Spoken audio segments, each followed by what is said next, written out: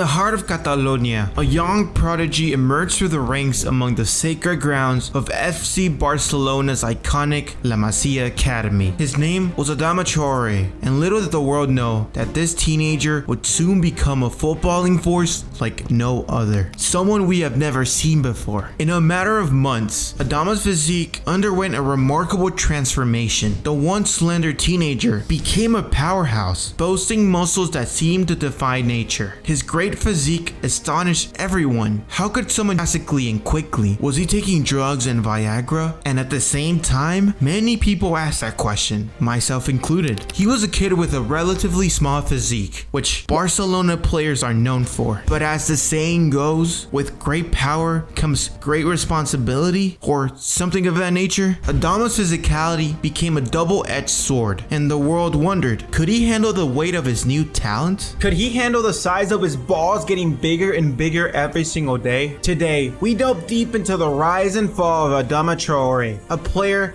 who seemed destined for greatness at one point in time. Let's get right into it. Before anything, if you would want to leave a like and subscribe, that will be greatly appreciated, as like 99.8% of you aren't subscribed. Now, let's dive into...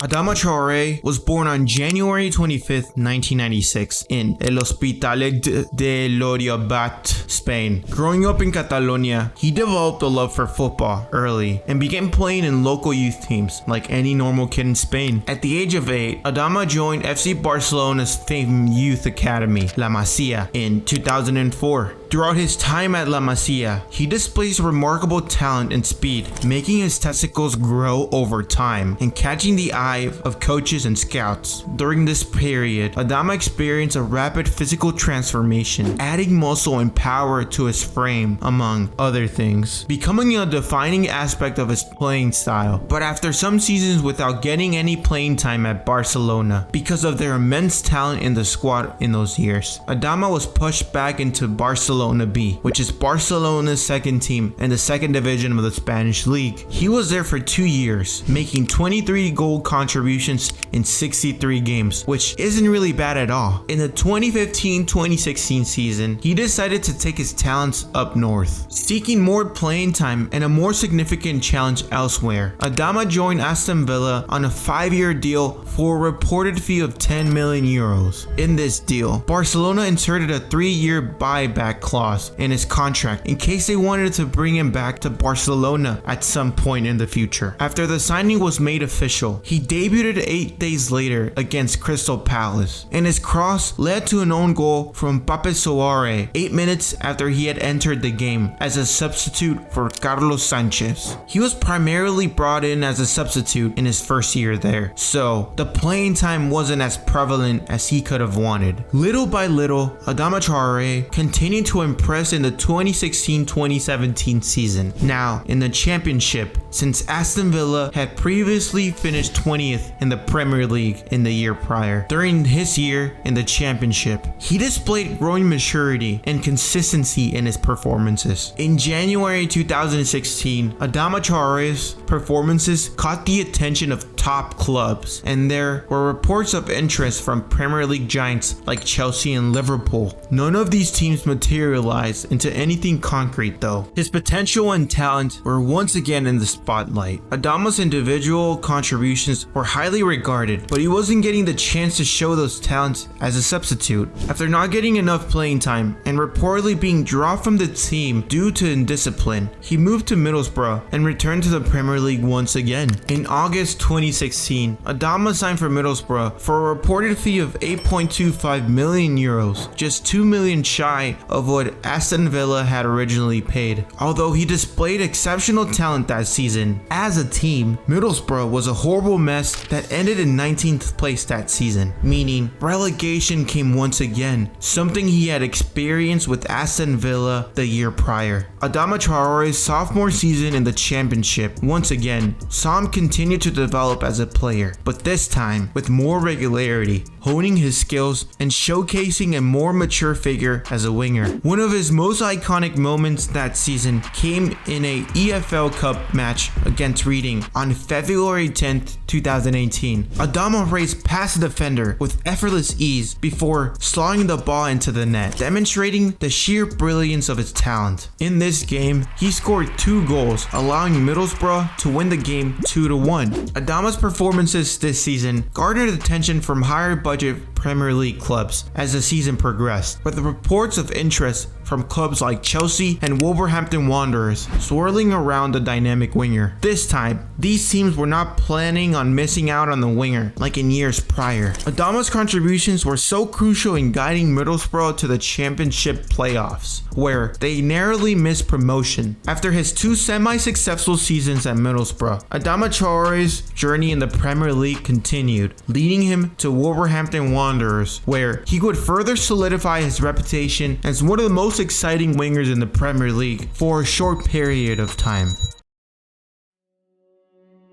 In August 2018, Adama Traoré signed for Wolverhampton Wanderers, known as Wolves, for a reported club record transfer fee of 20 million euros, proving that he had what it took to be at a top club in the Premier League. His time at Wolves has been marked by iconic moments and exceptional performances that have cemented his status as one of the club's most exciting wingers in the league. Adama Traoré's debut season at Wolves saw him quickly establish himself as a critical player in Nuno Espírito Santo's tactical setup. One of his most iconic goals that season came on December 27th, 2019 in a thrilling match against Manchester City. Adama's incredible shot from the halfway point was such an incredible goal, one of the best I've ever seen. He left everyone in the stadium dumbfounded by that performance. He also provided a fantastic assist to Raúl Jiménez, another player with quite a high rise. I recently made a video of Raúl Jiménez about his whole journey with Wolves. If you guys want to check it out, that will be greatly appreciated. The 2019-2020 season was a defining campaign for Adama Traoré, where he became a top-tier Premier League winger.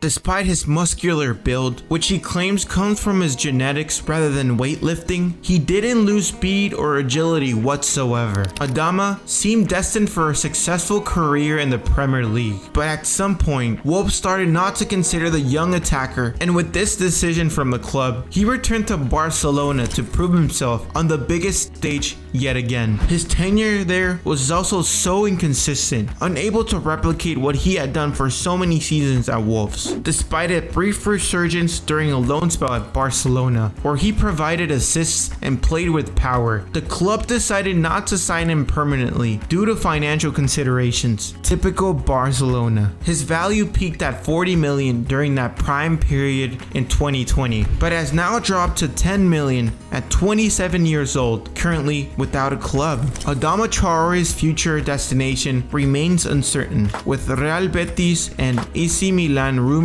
to be interested in him. While he may no longer be the player who captured the attention earlier in his career, he still possesses the potential to make an impact and revitalize his football journey. He still has a lot of years to give to the sport. He hopes to relaunch his career, confident in his abilities and viewing himself as a footballer rather than a muscular player everyone knows him to be. This has been the rise and fall of Adama Traoré.